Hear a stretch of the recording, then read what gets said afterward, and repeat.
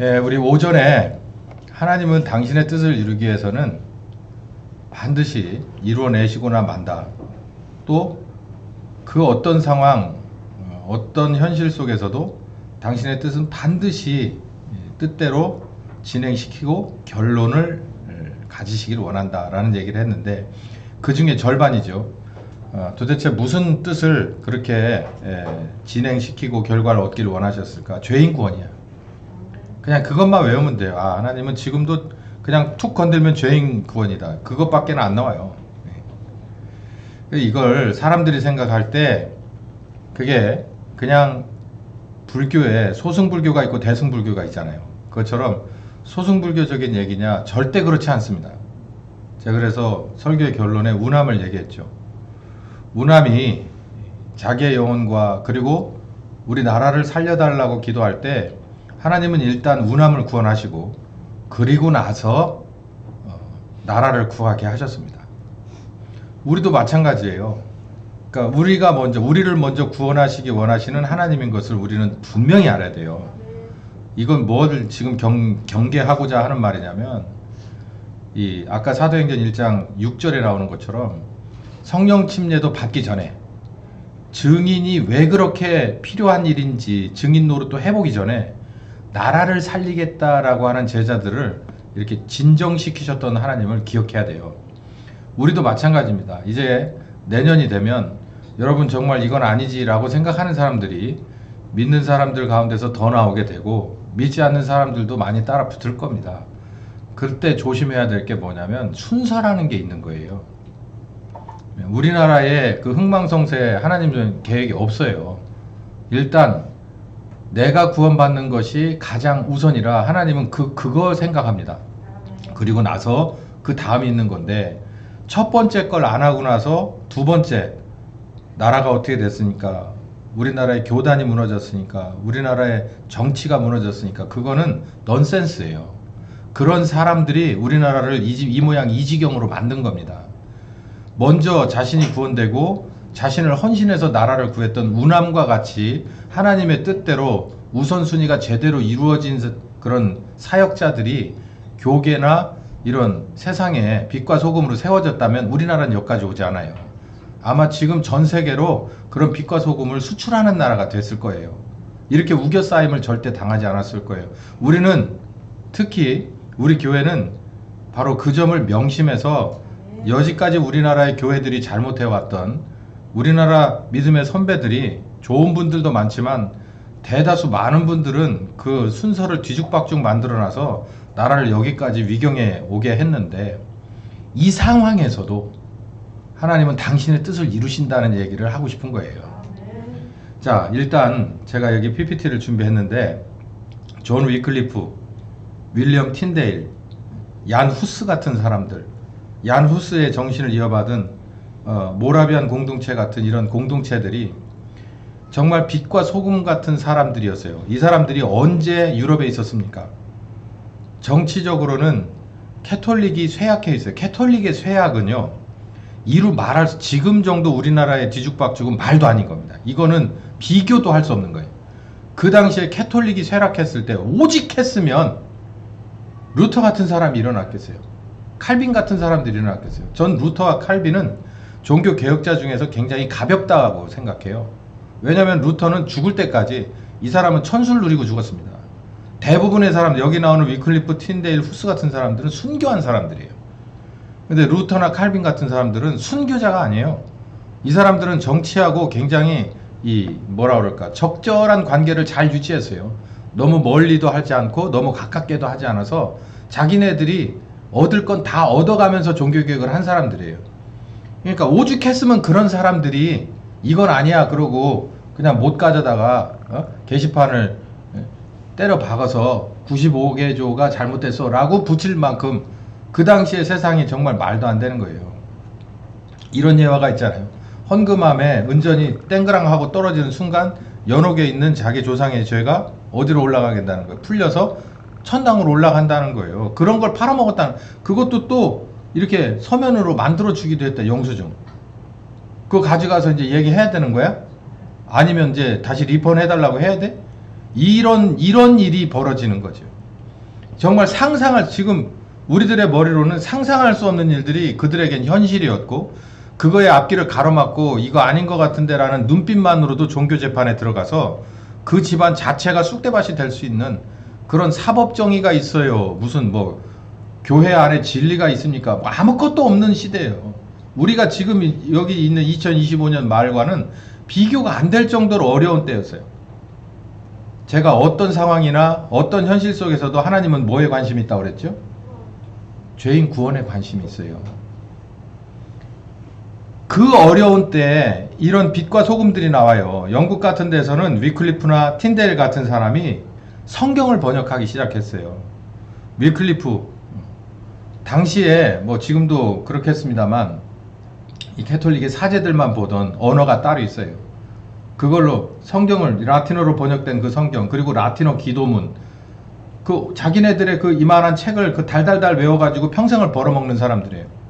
모든 게 다 자기네들에게 보장이 되는 그런 레벨의 사람들이 전해주던 말씀.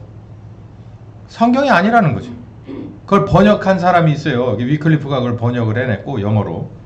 그리고 뒤이어서 틴데일이라고 하는 사람이 그러지 말고 원래 원전이었던 헬라어 성경을 가져다가 번역을 하자. 그래서 번역을 한 거예요. 근데 이런 사람들이 절대로 그냥 평안하게 그 길을 가게 내주지 않았죠.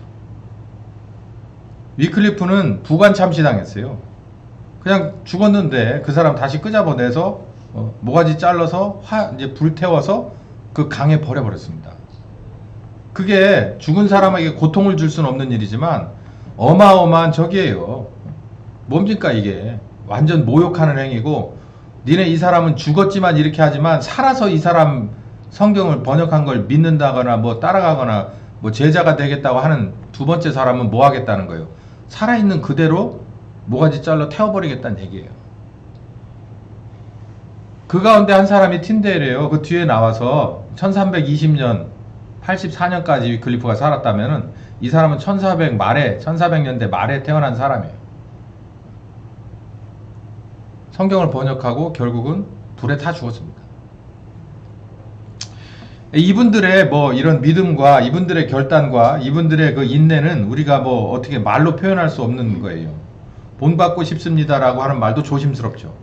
근데 제가 말씀드리고자 하는 건 그 상식이라고 하는 것 아무것도 없던 암흑 속에서 하나님은 또 무슨 작업을 하느냐면 구원하려고 한다는 거예요. 저는 지금 이제 몇 그 케이스를 말할 때 여러분 지금 내년 2026년하고 같이 갖다 붙여야 돼요. 내년 2026년이 이럴 거라는 거예요. 그때 관심은 뭐가 있냐는 거예요. 하나님이 구원하고자 하는 관심이 있다는 거예요. 그래서 거기에 맞는 일꾼들과 교회를 세워서 당신의 빛으로 태워 올리고 소금으로 녹여서 구원하길 원하시는 작업을 한다는 거예요. 특히 추수는 이렇게 뭐라 그럴까, 추수는 기쁨의 뭐 이런 이벤트잖아요. 근데 그 추수하는 그 이 범위 안에 들어가 있는 추수를 당하는 곡식의 입장이거나 추수하는 사람의 입장에서 볼 때 먼지가 가득하고 온갖 사람에게 위험한 칼날들이 아니면 기계의 이빨들이 막 왔다 갔다 해요. 그러면서 어떤 것들은 잘리기도 하고 어떤 것들은 으스러지기도 하고 어떤 것들은 바람에 날리기도 하는 그런 혼란의 도가니입니다. 그 도가니에서 추수의 꾼은, 추수의 팀장은 당신의 결과물을, 열매를 얻는 거예요. 그러니 역사를 봤을 때 제가 찾아보니 그래요. 정말 추수는 혼란의 도가니 속에서 일어나더라라는 거죠. 누구든, 저든 여러분이든 아니면 그 누구도 평화로운 때를 원해요. 오르막길도 아니고 내리막길도 아니고 그냥 적절한 때를 원해요. 그리고 날씨도 너무 덥지도 않고 춥지도 않은 봄, 가을 정도를 원한다고요. 그래서 이사를 그런 때 하는 거 아니에요? 그런데 추수는요, 추수는 온갖 것들이 다 뒤죽박죽 되는 과정에서 껍질과 알맹이가 구분되고 그리고 난 그 다음이 심판으로 이어지더라는 거예요. 우리들의 역사 가운데서도 그렇다는 거예요. 이 1300년대 그리고 1400년대 이때에 유럽에서는 많은 사람들이 순교의 피가 흘려졌고 빛으로 태워졌고 여기 태워 죽였잖아요. 태워 죽이고 물속에 수장시켜 죽이고 온갖 짓을 다 벌려서 그들의 재물의 피가 그리고 그들의 피와 눈물이 그 가운데서 교회를 개혁했단 말이에요. 교회를. 그리고 나서 하나님이 원하시는 추수를 했다는 거죠. 윌리엄 틴데일이 한 얘기가 있습니다. 나는 교황과 그의 모든 법에 도전하겠습니다. 교황이 어떤 사람인데 도전을 합니까? 지금 이재명 정권에 도전하겠습니다라고 하는 목사가 나올 수 있어요? 이때의 교황은요, 자기네 이 잉글랜드의 왕도 아니고 교황은 전 세계의 왕입니다. 모든 문명권의 왕이에요. 아니, 그러니까 영국의 국왕이 교황의 눈치를 봐요. 프랑스의 국왕이 교황의 눈치를 봐요. 그런데 여기 있는 어느 한 개인의 이 교수가 그렇게 말하는 거예요. 나는 교황과 그의 모든 법에 도전하겠습니다. 지금 당장은 하나님이 원하지 않아 그럴 수 없지만 머지않아 쟁기제라는 소년에게 당신보다, 이거 교황이죠, 성경에 대해서 더 많이 알려줄 것입니다. 여기 무슨 얘기가 있어요? 누구의 역할이 필요합니까? 자기가 성경을 번역하겠다는 거예요. 쉬운 영어로 번역해서 누구에게 주겠다는 겁니다. 이 쟁기제라는 소년에게 주겠다는 거예요. 일할 때는 못 보더라도 쉴 때 앉아서 틈틈이 봤던 그 성경이 교황 당신이 알고 있는 성경 지식보다도 훨씬 더 많이 알게 될 것입니다. 주여 영국의 왕의 눈을 뜨게 해주십시오. 뭐 우리 우남과 비슷한 얘기를 했죠. 이렇게 남기고 태워졌습니다.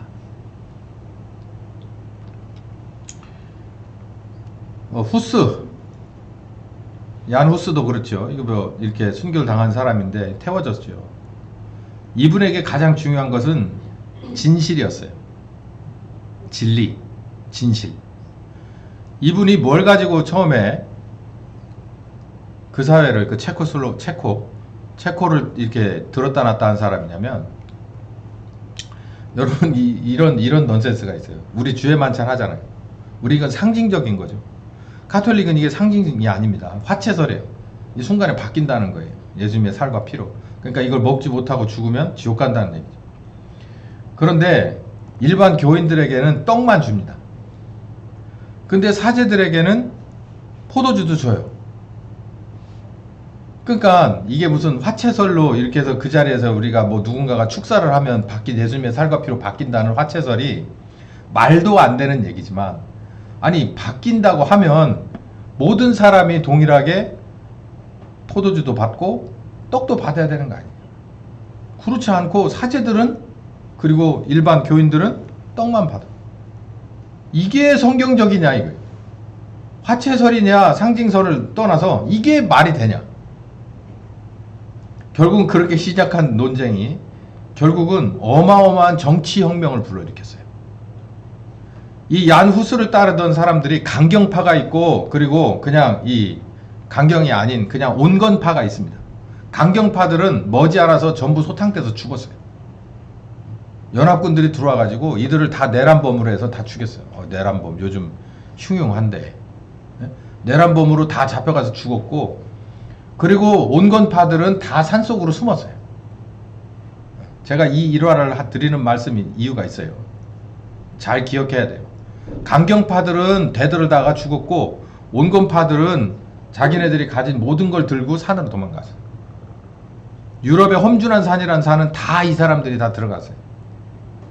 그리고서 그 안에서 투쟁하기 시작했고, 언제까지 오게 되느냐면 이 사람들이 여러 공동체가 생기고 합병되고 하다가 결국은 모라비안 공동체로 남게 돼서 루터의 시대를 맞게 됩니다. 그리고 그 모라비안 공동체는 영국의 존 웨슬레를 감동하게 되고, 이 사람이 근대의 기독교를 이렇게 리더할 수 있는 그런 영적인 동기부여를 해준 사람들이에요. 그러니까 성령의 불을 끄지 않고 그 공동체는 계속해서 갖고 갔던 사람들이에요. 이게 정말 하나님 나라에 기록되는 교회의 역사예요. 겉으로 드러나 있는 뭐 캐톨릭의 저 역사들은 제가 추천드리는데, 요즘 며칠 새 나온 역마살 로드 최신판을 보세요. 예루살렘의 그 예수님 무슨 교회? 예수님 죽으신 그 무덤교회 거기 가가지고 그 이렇게 찍어온 사진 있고 거기 천주교 사제가 와서 이제 가이드를 해주는 얘기 있는데 그걸 보시면 여러분 기가 막히고 코가 막힙니다. 그걸 보세요. 그런 게 그 안에 구원이 있다고 생각하는 사람들이 지금 뭐 우리 개신교도 별반 다를 게 없지만 그걸 보시면 정말 와 정말 캄캄했겠구나라고 하는 생각을 하실 수 있어요.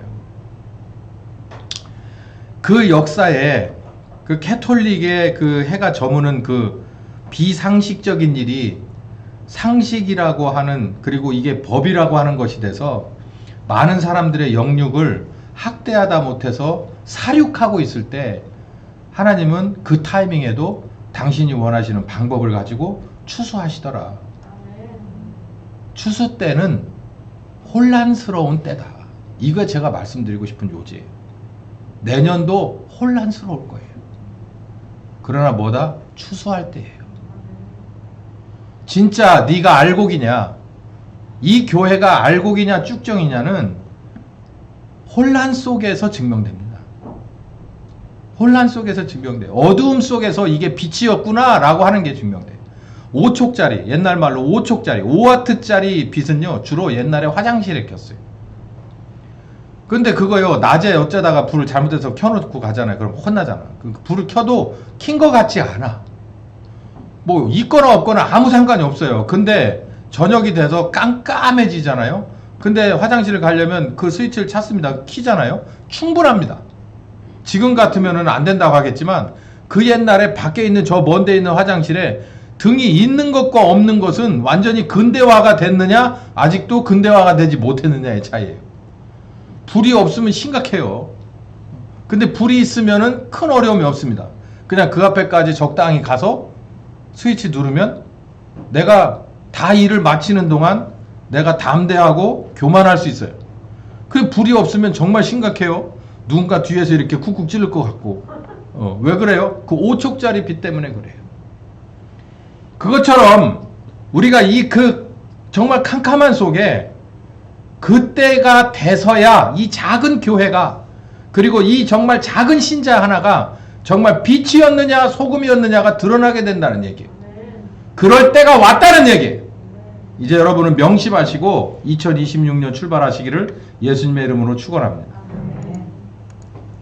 아까 운암 얘기를 제가 미리 오픈해버렸는데 운암은 기독교 입국론을 가졌어요.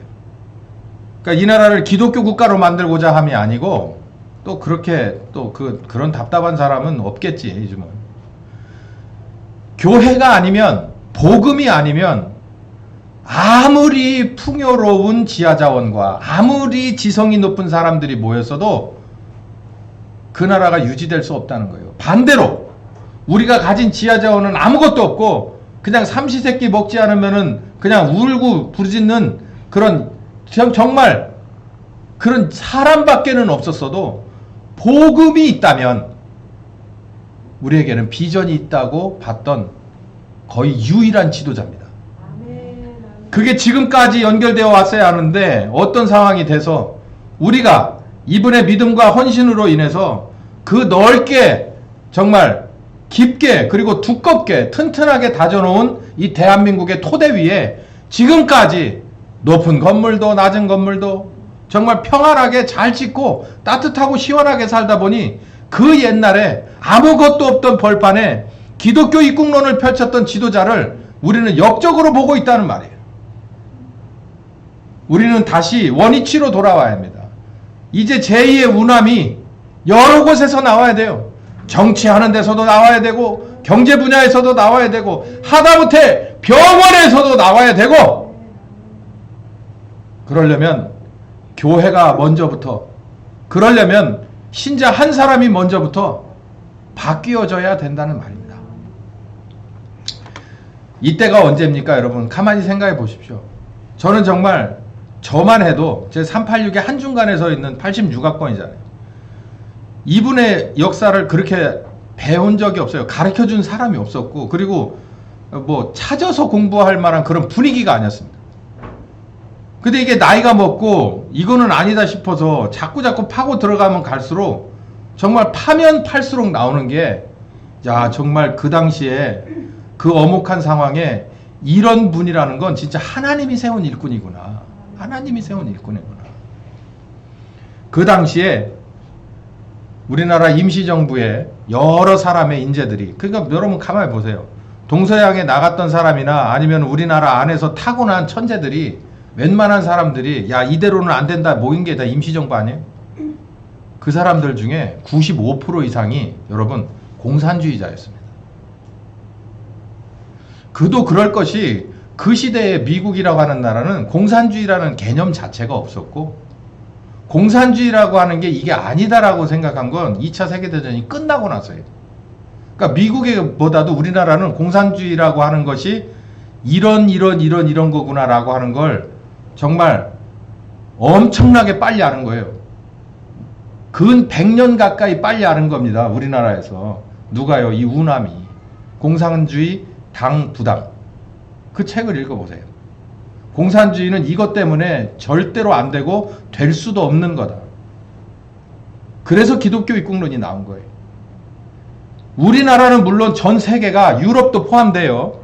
대부분의 이 지식인들이, 또 대부분의 사람들이 사회주의적이고 공산주의적인 그런 철학 속에서 사는 사람들이에요. 그러니까 사회 지도층이 다, 그래서 우리나라, 그러니까 다른 데는 그만두고 우리나라에도 나름대로 이 정도면 학식이 있고 통찰력이 있고 그리고 해안이 있다는 사람들이, 그래서 맨 마지막에 누구예요? 김구 선생도 북한 갔다 내려와가지고 결국은 변절을 했잖아요. 그래서 입 꾹 다물고 있잖아요. 올라가 봤더니 그런 거 아니에요. 아, 여기 이 공산주의라고 하는 게 결국은 이 나라를 통일하겠구나. 내가 그냥 입 다물고 있어야지. 여기서 내가 우남의 편을 들어봐야 아무 소용 없겠구나. 그리고 내려와서 입 꾹 닫고 있어요.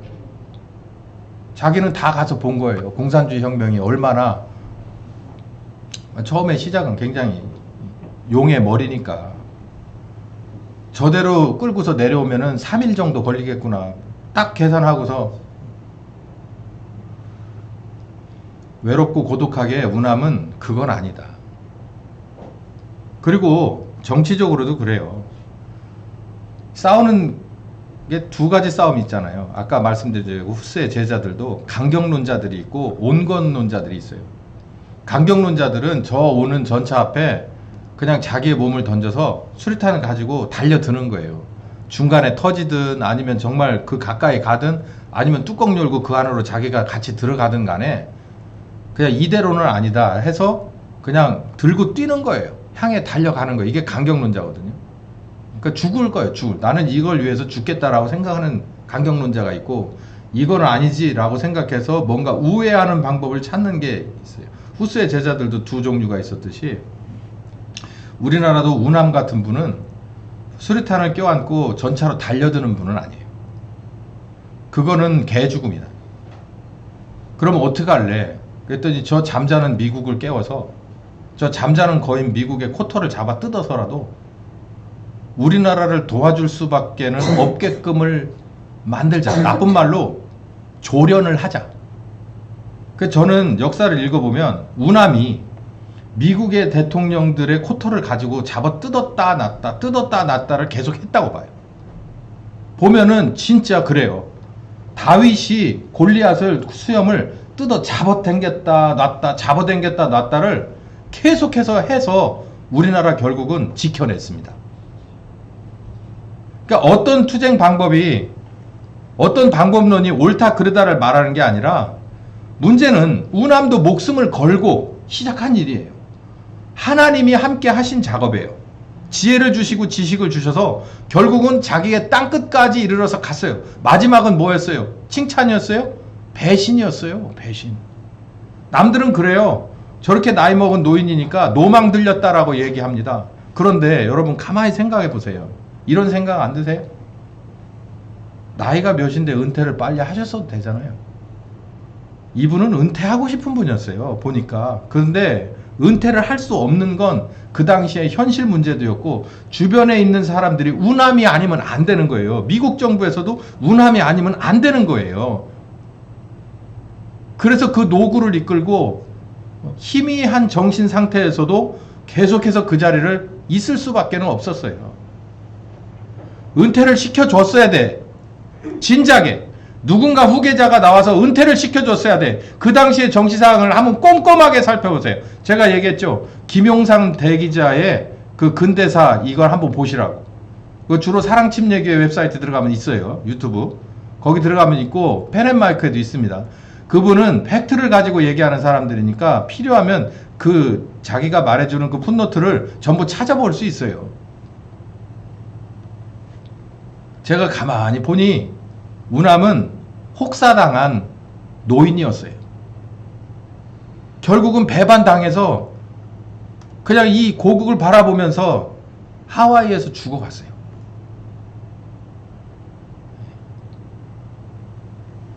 참 이게 정말 신기하리만큼 이 결과가 똑같은 게 빛과 소금은 항상 이렇게 끝내요.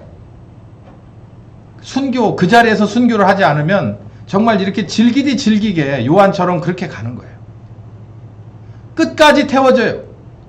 존재 자체가 끝까지 태워지고 끝까지 녹아질, 아사셀로 가는 염소처럼 끝까지 눈 하나 파먹고 또 안 되면 옆에 눈을 또 파먹고 또 어디 쪼아먹고 또 쪼아먹은데 또 쪼아먹고 그렇게 해서 결국은 죽게끔 되는 거예요.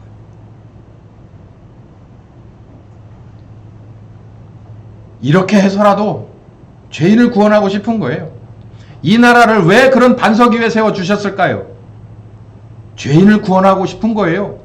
교회를 세우고 싶은 거예요. 이 안에서 껍벌이가 됐더라도 교인을 늘리고 싶었던 거예요. 복음을 전파하길 원했던 거고 이 나라를 기준으로 해서 땅끝까지 복음을 전파할 만한 그런 하드웨어를 만들고 소프트웨어를 만들고 싶었던 거예요. 아버지 뜻대로 안 됐어요.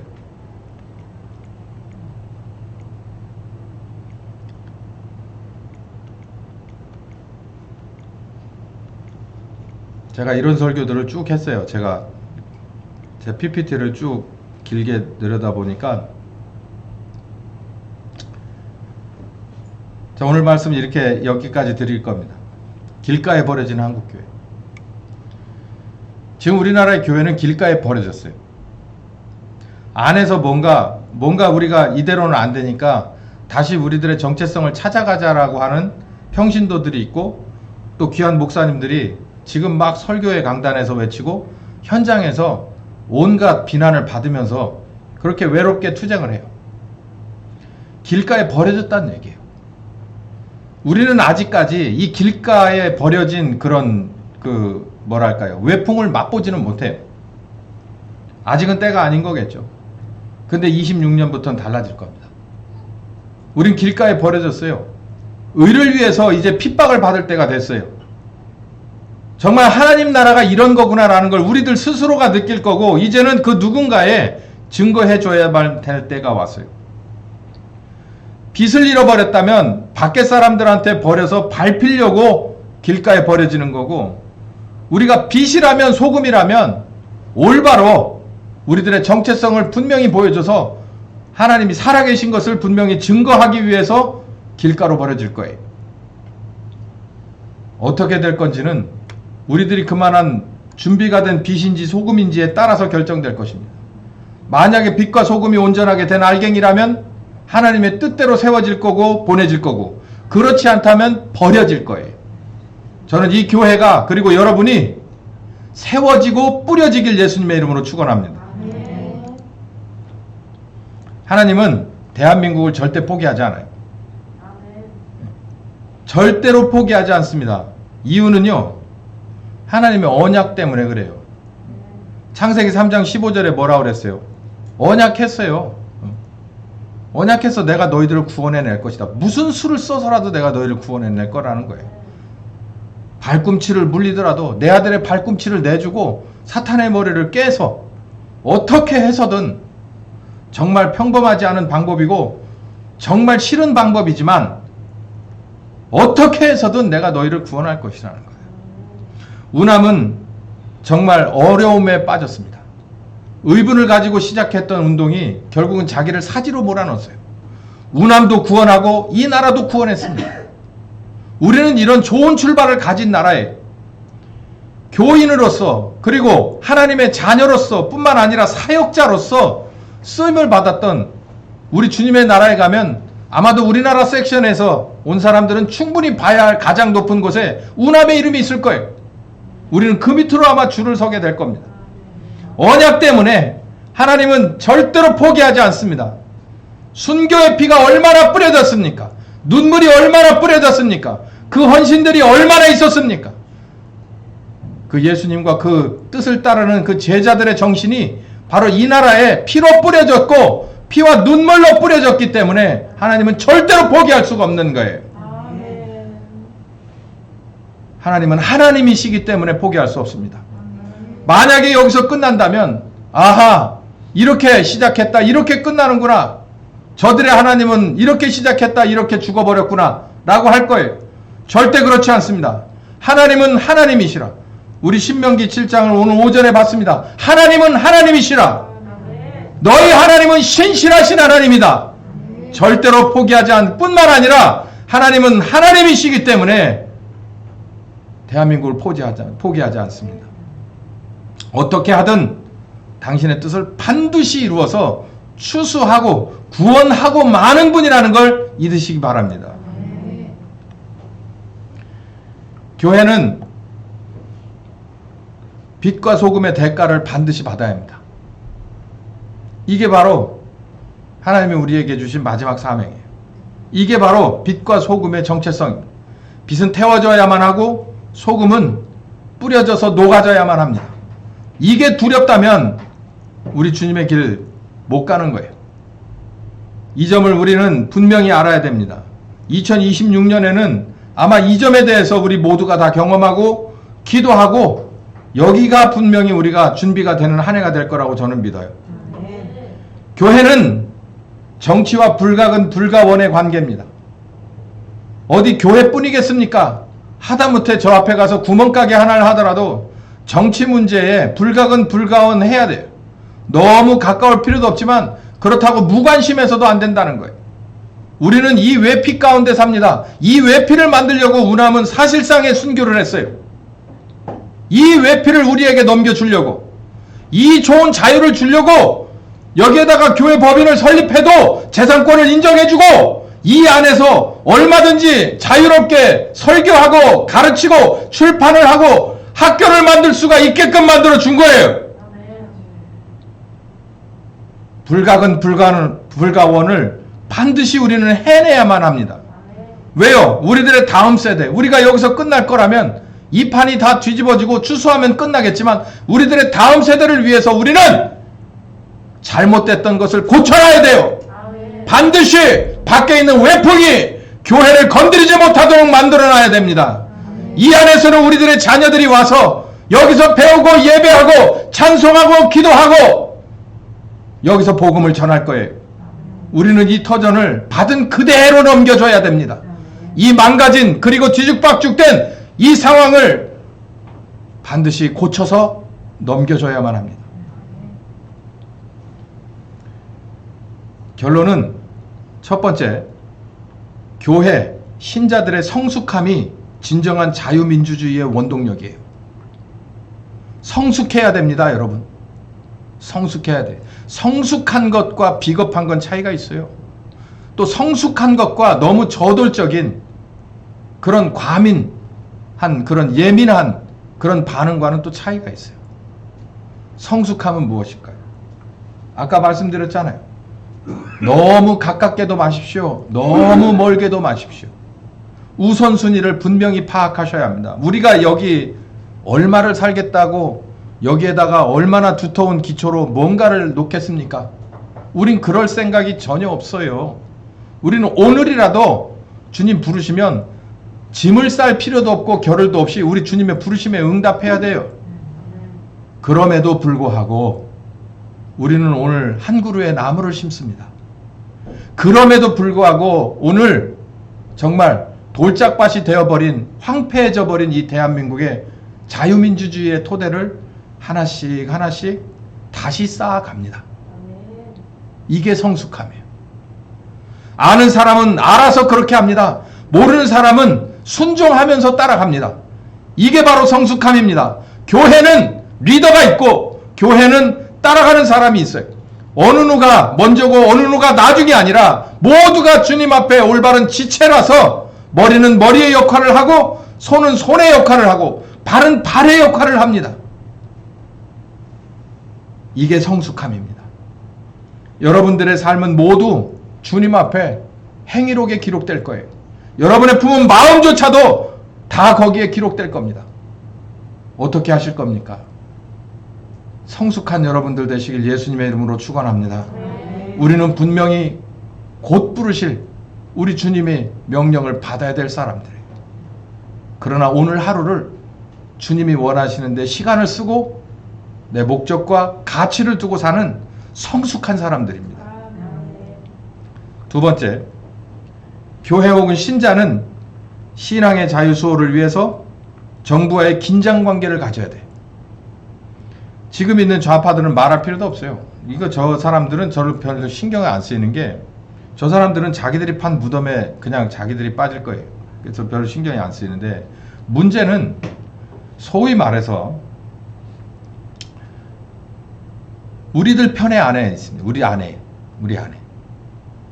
사실 이렇게 된 건 우리 안에서 문제가 생겨 골마 썩었기 때문에 저 틈을 저들이 저렇게 노려서 혼자 들어온 것도 아니고 온갖 것들이 다 연합을 해서 찔러 들어온 거예요. 원래 우리나라는요, 저 전라도부터 시작해서 오히려 전라도가 더 강성이었습니다. 민주주의 성지였어요. 대구보다 훨씬 셌어요. 그럼 어쩌다 이렇게 됐습니까? 좌파들이 그냥 놔둬도 컸어요? 그렇지 않아요. 교회가 썩었기 때문이고 소위 말해서 우파들이 썩었기 때문이에요. 우파가 썩은 이유가 뭔지 아십니까? 제가 딱 손에 들려드리죠. 황금만능주의가 들어왔어요. 어디에? 교회도 들어왔어요. 정치에도 들어왔고 모든 세계 우리나라 전반에 들어왔어. 황금만능이. 돈이면 다 되는 거예요. 그게 어디에서부터 들어왔냐면 교회부터 들어왔어요. 교회가 그걸 방어해냈다면 아마 우리나라가 여기까지 오지는 않았을 겁니다. 교회가 황금만능이라고 하는 그 신학에 그리고 그 방법론에 앞장섰기 때문에 그래요. 성도가 많아야 되는 거고 예배당이 커야 되는 거고 예배당이 자기네 거여야 되는 거고 이게 세상 사람들과 똑같은 방향에서 갔기 때문이에요. 그러고 나서 우리가 시소 게임을 하듯이 이쪽이 이렇게 올라가니까 우리들의 진정한 목적과 가치와 우선순위 방법론이 뒷전으로 자꾸 미뤄지다 보니까 하나님이 인정할 수 없는 교회가 된 거예요. 그래서 하나님은 여러 가지 모양과 방법으로 이 나라의 교회가 그렇게 가지 않기를 바래왔지만 너나 할 거 없이 저 위에서 저 끝에서 가리키고 인도해는 사람이나 이 밑에서 따라가는 사람이 온지일치 정말 일치단결해서 모두가 다 우리에게 바알신을 세우기를 원했고 아세라신을 교회 안에 세우기를 원했던 거예요. 이거 털어낼 건데 제가 에스겔 공부할 때 우리 한참 지금은 안 오시지만 몇 분들 저기에서 오셨었잖아요. 자시연에서. 에스겔 설교 듣고 내가 하면서도 그랬어요. 이 양반들이 원하는 설교는 이게 아닌데. 근데 여러분 보세요. 윤 대통령 8대0 될 거라고 제가 얘기했죠? 되죠. 되잖아요. 우리 교인들 저기서 저하고 한 20년 생활하신 분들은 저 양반이 슬그머니 뱉은 얘기가 하나도 땅바닥에 떨어진 게 없다는 걸 다 알아요.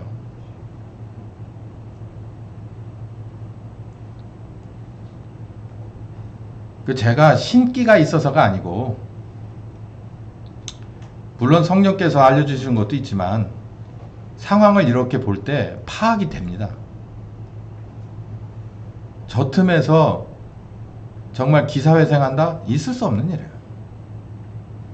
8대0 얘기를 하면서도 이게 될까라고 생각했는데 진짜 8대0이 되더라고.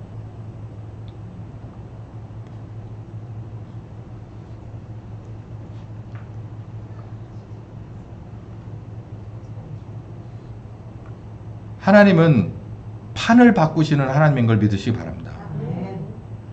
전 목회를 하면서 그리고 제가 가족 목회를 하고 그리고 하나침례교회 목회를 하면서 종합적으로 몇 가지 결론이 나오는데, 하나님은 판을 바꾸시는 하나님이에요. 판을. 그럼 우린 뭘 하냐? 여러분, 이 옛날에 레코드 트랙을 보면 CD도 마찬가지지만 대부분 노래가 7곡, 8곡 정도가 한 면에 들어가요. 그래서 처음에 인트로가 있고 맨 마지막에 마지막 클라이막스 곡들이 중간중간에 끼어 나오면서 레코드 판 하나가 이제 다 끝나거든요.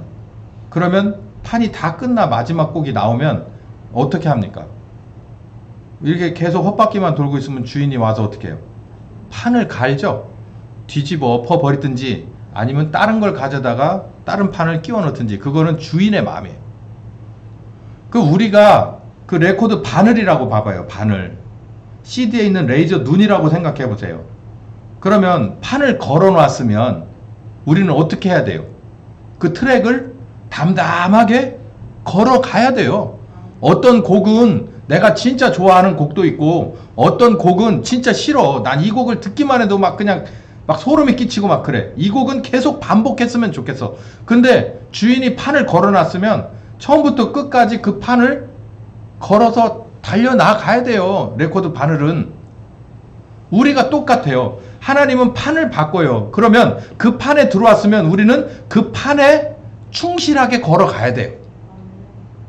2026이라고 하는 판이 우리에게 비슷한 컨셉의, 2025년 그 이전부터 비슷한 컨셉의 판이 아직 끝날 때가 안 됐어요.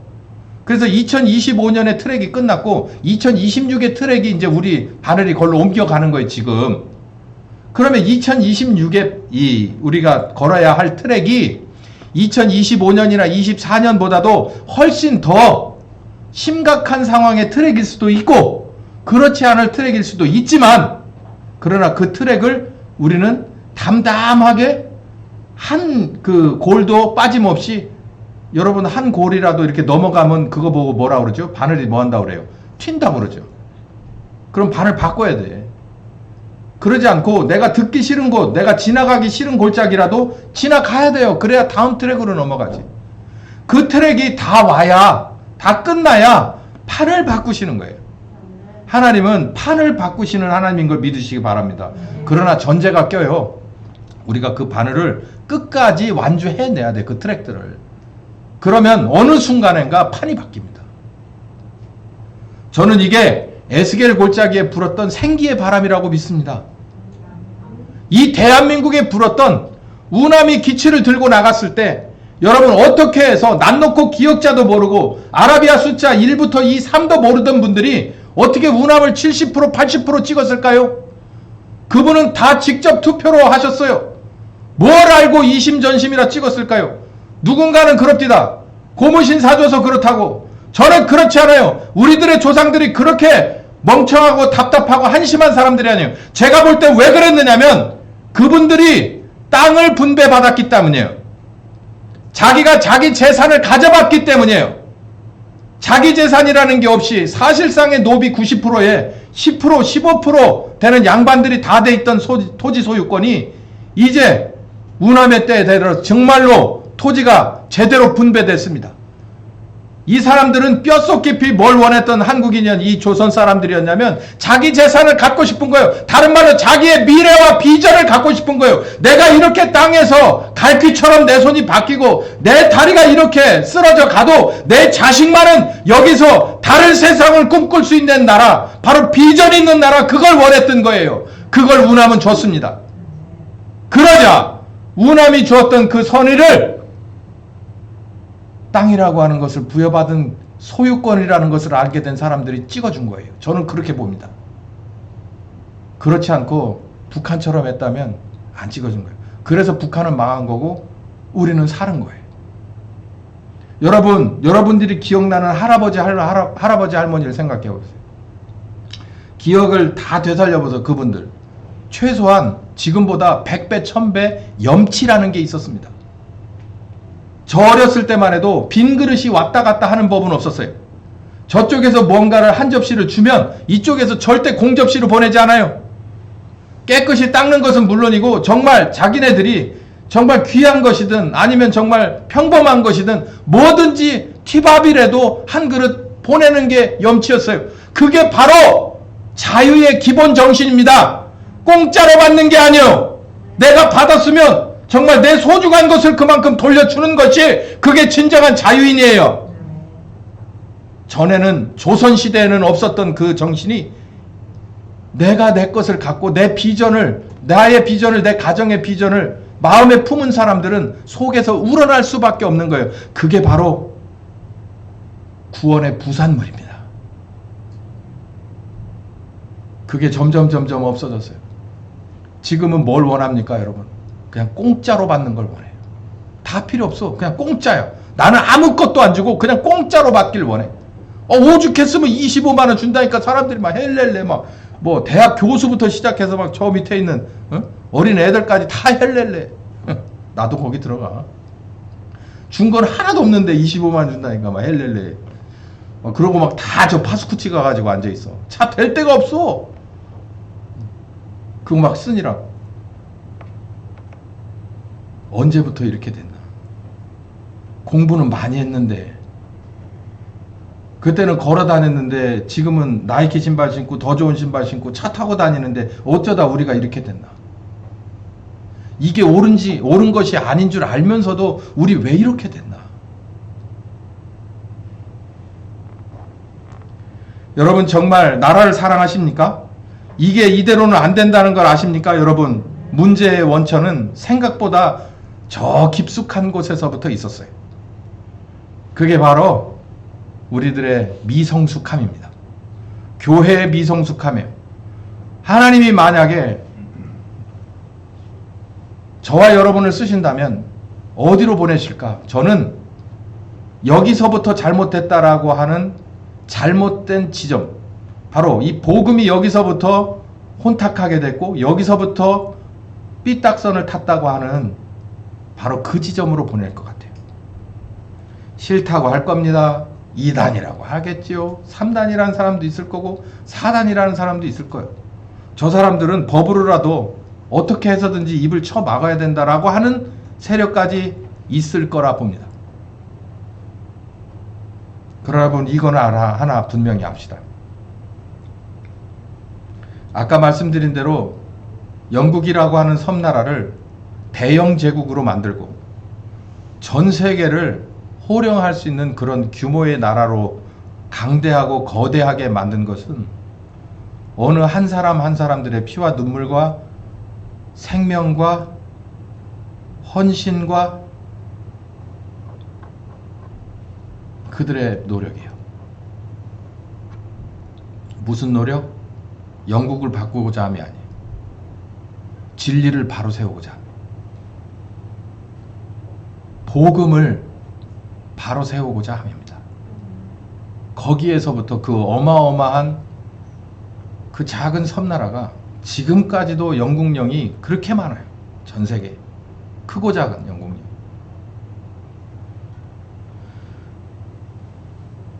우리는 자연간 정말 복음의 원점을 다시 한번 되살리다 보면, 이 점을 개혁하다 보면 정부와 긴장관계를 유지할 수밖에 없어요. 당연히 유지해야 될 일입니다. 사도행전 4장에 보면, 5장과 6장에 보면 교회에 크고 작은 일들이 내부에 일어났어요. 심지어는 헌금하다가 그 자리에서 벼락 맞아 죽은 사람이 두 부부가 있었습니다. 그럼에도 불구하고 당시에 밖에 있는 사람들이 교회를 함부로 볼 수 없었어요. 왜 그랬을까요? 교회에서 그런 일이 일어났는데 추정 60분은 왜 안 달라들었고, 왜 그게 사법기관에서는 저 사람들을 올컨이 잘 됐다 하고 다 털어서 싹 갖다 끄잡아 당겨 그렇게 못했을까요? 그 개인 한 사람 한 사람이 어디다 놔도 털 게 없었기 때문이에요. 여러분 이 점 명심해야 됩니다. 사탄은 생각보다 집요해요. 긴장관계의 형성은요, 낚싯대의 맨 끝대를 보면 굉장히 얇아요. 그 두께가 진짜 엄청 얇습니다. 그 어마어마한 그 긴 낚싯대를 뭐 4m, 5m, 6m 되는 낚싯대를요, 이 긴 낚싯대면 낚싯대일수록 고기가 물리는 게 클 거 아니에요? 큰데도 불구하고 힘이 가장 많이 받는 이 가장 처음에 시작되는 이 끝대는요 아주 가늘합니다. 그냥 어떻게 하면 똑 부러질 거예요. 그냥 그거는 그냥 애들이 이렇게 해도 똑 부러지겠지라고 할 만큼 아주, 근데 무게가 거기 다 실려요. 첫 번째로 실리는데 거기가 제일 중요한데 거기가 긴장관계가 깨지면 그냥 부러져 버리는 거예요. 아무 소용없어요. 아무리 좋은 낚시터에서 좋은 고기를 잡아도 끌어당길 수가 없어요. 우리는 이 사회에서 정부와의 긴장관계의 최전선에 서 있는 게 바로 교회예요. 그리고 신자들입니다. 그러면 어떤 외풍에도 어떤 압력과 어떤 무게에도 부러지지 않을 만한 게 돼야 돼요. 그게 뭡니까? 세상은 허점을 타고 들어오잖아요. 허점. 이스라엘이 정보부대를 통해 가지고 미국 정치인들한테 뒷돈만 대는 줄 아시죠? 그렇지 않습니다. 여색을 밝히는 남자들에게 특히 다가가서 미성년자 갖다 대주고 그걸 동영상으로 찍으면 어떨까요? 그러면요 걔 죽을 때까지 낚싯바늘에 제대로 걸린 겁니다. 그래놓고 정치연금 조금씩 대주면서 미국의 상원의원, 하원의원, 시장, 장군 이런 사람으로 요직에 전부 다 들어가 있는 사람들 네트워크를 만들었다고 생각해요. 그게 앱스틴 파일이에요. 우리나라에서는 뉴스를 들을 수가 없겠지만 그 앱스틴 파일이 바로 그겁니다. 그럼 결국은 누구 손에 미국이 달려있어요? 이스라엘의 정보기관에 달려있는 거예요. 모사드. 지금 그게 까져가지고 미국이 저 난리잖아요. 지금 거기서 자유로운 사람이 미국을 개혁할 수가 있겠죠? 아무리 봐도 야 그 사진 한 장 없어? 아무리 찾아봐도 수십 년을 찾아봐도 없네 저 사람 사진은. 그러면 나와서 할 수 있을 거 아니에요. 그런 사람이 있기를 바랍니다. 우리도 마찬가지예요. 우리도 저 차이나머니에서 클리어한 정치인 공짜로 주면 제일 좋아하는 게 대한민국 사람이에요. 뭐든 다 받아먹어. 이게 어디서 왔는 돈인지 신경 안 써. 저기 이게 내가 먹고서 토해내면 끝나는 돈인지 아니면 먹고서 토하지도 못할 돈인지를 생각 안 해.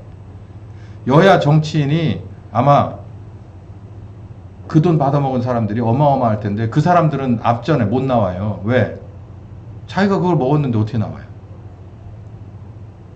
그거 안 먹은 사람들이 나가야지. 그거 안 먹은 사람들이 어디 있간요? 별로 없을 거예요. 근데 저는 바알에게 무릎 꿇지 않은 7천이 남아 있다고 봅니다. 하나님이 오바댜를 시켜서 토구를 만들어 놓고 50인씩 집어넣고 키운 사람들이 저는 있다고 봐요. 그런 사람들이 있어요. 지금 하나씩 나오고 있더라고 보니까. 그런 목사들이 이제는 나 이대로는 안 있겠다고 설교하고 나오는데 보니까 어쩌면 그렇게 십자가 복음의 진수를 아는지 모르겠어요.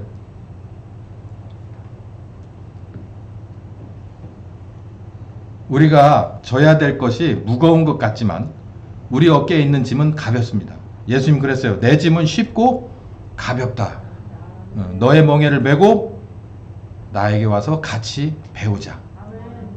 기도합시다. 살아계신 하나님, 아버지의 뜻에 따라 아들이 순종한 것처럼 그 아들을 그 귀한 은혜를 받고 그 순종함을 배운 이 교회가 이제 주님이 원하는 대로 끝까지 달려가는 귀한 순종을 우리들이 몸소 보일 수 있는 귀한 때가 됐습니다. 그렇게 따라가는 이 교회와 신자들이 되게 하여 주시옵소서. 예수님의 이름으로 기도했습니다. 아멘. 네, 오늘 여기까지 하겠습니다.